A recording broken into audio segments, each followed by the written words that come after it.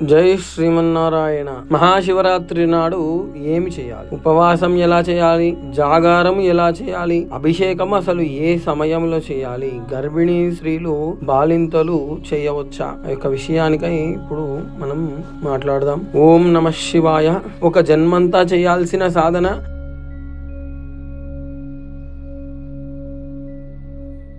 ఒకటి ఉపవాసము, 2 జాగారము, 3 అభిషేకము. అయితే శివరాత్రి రోజు నాడు ఉపవాసం ఏ విధంగా చేయాలి అంటే, ఉపవాసము అంటే తినకుండా ఉండడం కాదు, అక్కడ భగవంతునికి దగ్గరగా ఉండటం, సేవించడం. మన శరీరం శక్తి కోసం మితంగా తినకుండా ఆ స్వామిని సేవించడానికి ఎంతైతే ఆహారం అవసరమో, అంటే పండ్లు గాని పాలు గాని తీసుకోవచ్చు. లేదా ఆరోగ్యంగా ఉన్నాను పూర్తిగా అంటే మాత్రం శివరాత్రి రోజు మొత్తం కూడా నిరాహారంగా ఉపవాసము చేయవచ్చు. శివరాత్రి రోజు జాగరణ అంటే శివపార్వతుల ధ్యాసలో శివనామస్మరణతో పాటలు పాడడం గాని, శివనామస్మరణతో లేదా అభిషేకం చేయడం గాని, లేదా ప్రవచనములు వినడం గాని, ధ్యానం చేస్తూ శ్లోకాలు పఠిస్తూ రాత్రంతా మేలుకొని భగవంతుడి సేవలలో ఉండటం. మరి జాగరణ ఉపవాసం ఎవరు చేయరాదు అంటే, అనారోగ్యంతో ఉన్న వాళ్ళు, వృద్ధులు, బాలింతలు, గర్భిణీ స్త్రీలు, చిన్న పిల్లలు చేయకపోవడం ఉత్తమం. మీ శరీరం సహకరించే వరకు